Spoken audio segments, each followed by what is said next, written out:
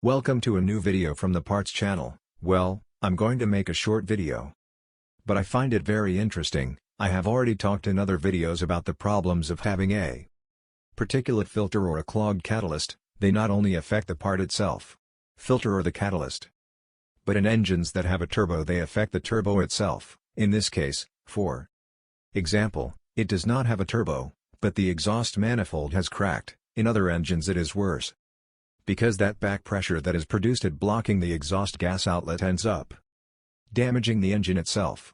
It is very important that the manifold or particulate filter is as clean as possible. Look, because I'm telling you, this is the exhaust manifold of a gasoline Peugeot. I had problems for a long time with the catalyst, which was clogged, and if you continue to circulate, that counterpressure produced by the gases, what it does is increase the temperature in this part, and there comes a time when the materials cannot support it, in this case the exhaust manifold, and it has cracked.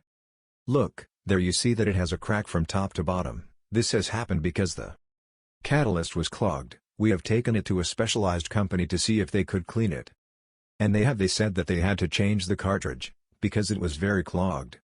There you can clearly see that crack. As I say, if these things are solved from the beginning, you will avoid unnecessary expenses. Here it was the exhaust manifold. In other engines it can damage the turbo itself, and in other engines, in the worst cases, it can damage the engine itself, because the exhaust gases leave the combustion chamber with difficulty, and the materials resist up to a certain temperature, but that temperature ends up increasing, and furthermore, the exhaust gases, although they come out very hot, if they come out fluidly, they do not reach the temperature, let's say, to be able to damage the materials of the exhaust manifold, or the engine itself, or the turbo. Be careful with these things. Well, here I leave you this short video. If it has been useful to you, then don't forget to give a like and subscribe to the channel.